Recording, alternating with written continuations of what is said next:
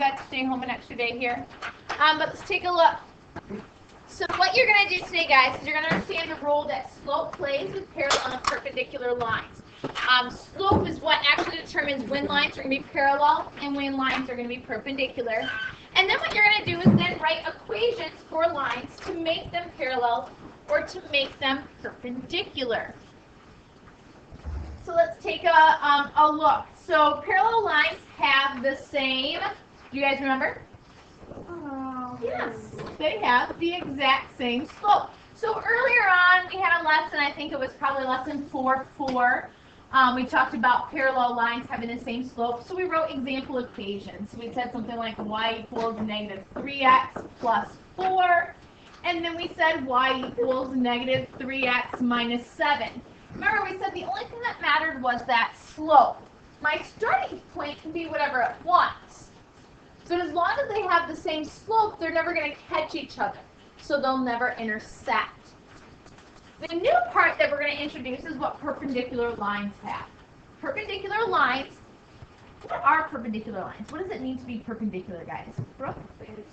They intersect, and not only do they intersect, ladies and gentlemen, but that intersection is very specific. They have to intersect at a 90-degree angle. And so because I want two lines that intersect to make a 90-degree angle, I have two criteria. They have to have opposites. All right? And what it means to have opposite slopes, ladies and gentlemen, is it means that one is going to be positive and one is going to be negative. That's what gets you your intersection. One positive slope with one negative slope. All right? So that's what it means to get, that's how we get them to intersect. To make the 90-degree angle,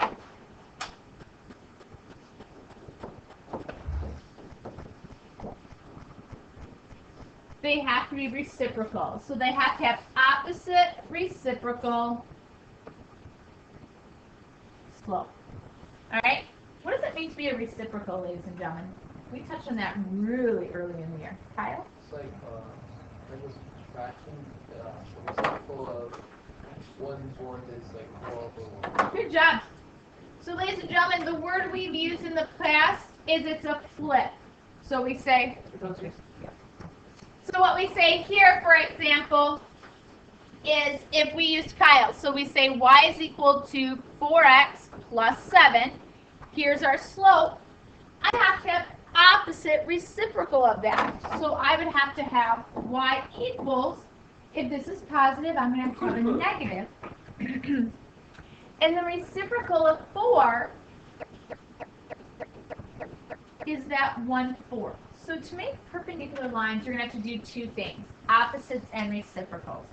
Then we just have our x, and then whatever y value has to go with the situation. All right? Now, I'm going to have specific b values I want you guys to have there for the y-intercepts. But when we're just making examples, you can pick any b values. All right, so let's take a look.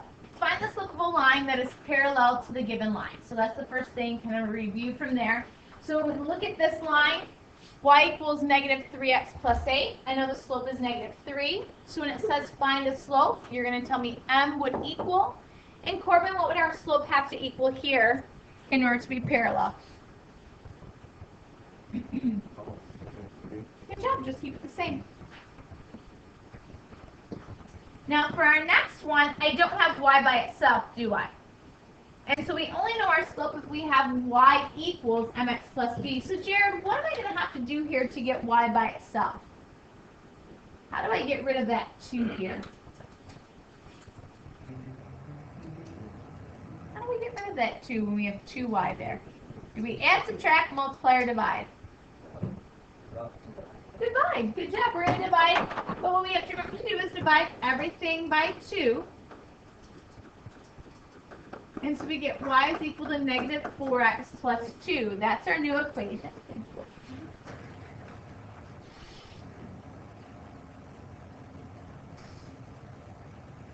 All right? But I still have to go through and answer that. What is my slope going to be? If I want to be parallel, Maggie? Good job. So So you guys will have a little bit of that to do tonight where you'll need to go through and solve for y and then name your slopes. All right, any questions on example 1 and 2? All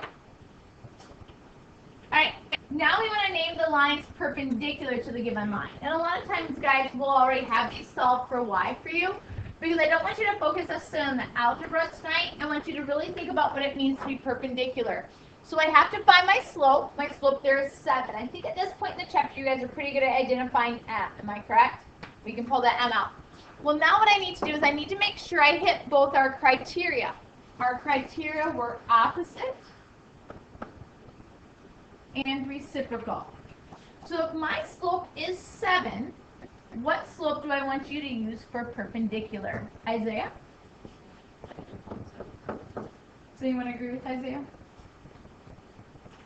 Okay, I will. I'll agree with him. I like it. -1/7. Very good.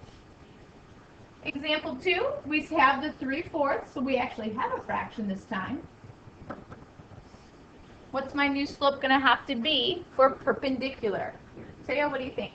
-4/3. Good job.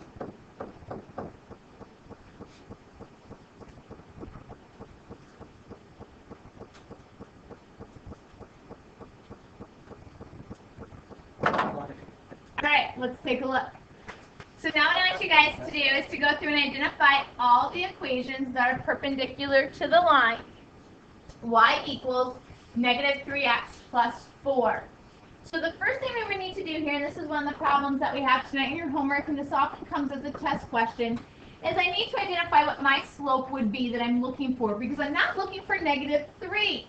I want to be perpendicular, so I'm looking for +1/3. That's what I'm looking for. I'm trying to find a slope equal to 1/3. So I'm going to go through and look for problems that have that. Well, first one I'm going to cross off, right, guys? That doesn't have 1/3. It has -3. What about my second equation? Is that going to be a good equation to keep? Yes. Yeah, because it's got the 1/3. What about my third equation? What am I going to have to do there? Yeah, y by itself. So my first step should be to subtract x from each side. So I have -3y is equal to 8 minus x. Alyssa, what would be my next step? Divide by -3. We haven't done a lot of solving for y in this chapter, guys, in this form.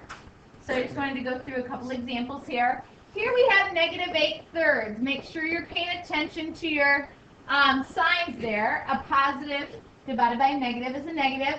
Here we have 2 negatives, correct? So 2 negatives make a positive. And what's my slope going to be? Good job. You have to keep in mind, guys, that this is 1x. So when we do -1 divided by -3, we get a positive 1/3 x. Is this a good equation to keep? Yes. Yeah, I want to use this equation. I want to keep that. I don't care which one you circle, guys, or which one you identify. So at your seats with your partners, I want you guys to solve this one for y and determine if it's a good equation. All right, Tanner, what did you guys get when you solved for y? I'm trying to do it quickly in my head. What did you guys get? 1/3x plus 2. How many people agree with the y equals 1/3 x plus 2? It looks good to me. So I'm assuming we picked this one or we circled this equation. So we're good to go there, guys. All right. I don't think we need to practice the next one. Do we need to practice identifying parallel, ladies and gentlemen? All right. You will get some practice on tonight's assignment. All right. But what I want to do is flip to the back side and I'm going to go over a couple of examples with you. We need to write equations of the lines that contain the given point. So this is going to be my point. This is going to be my x. This is going to be my y when I solve for b or when I use point slope form. And I want to be parallel to the given line, which means this is going to be my m. So this +7 there, guys, actually means nothing to me. I don't do anything with that +7 because as long as I have a point and slope, I can write an equation. Now you've got 2 ways to set that up. You can do y plus 5, because you can do y minus y is equal to m times x minus x. You can set it up into point slope form. distribute and solve for y. Or remember, we can solve these by taking -5 equals 2 times x plus b. So we can do y equals mx plus b and solve for b. Whichever method you use. Here I'm getting b is equal to a -7. Up here, when we distribute the 2, we get 2x minus 2. When I minus 5,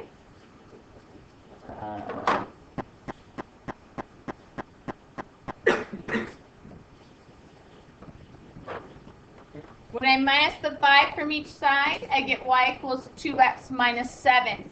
Did both methods give us the same b value, guys? Yeah.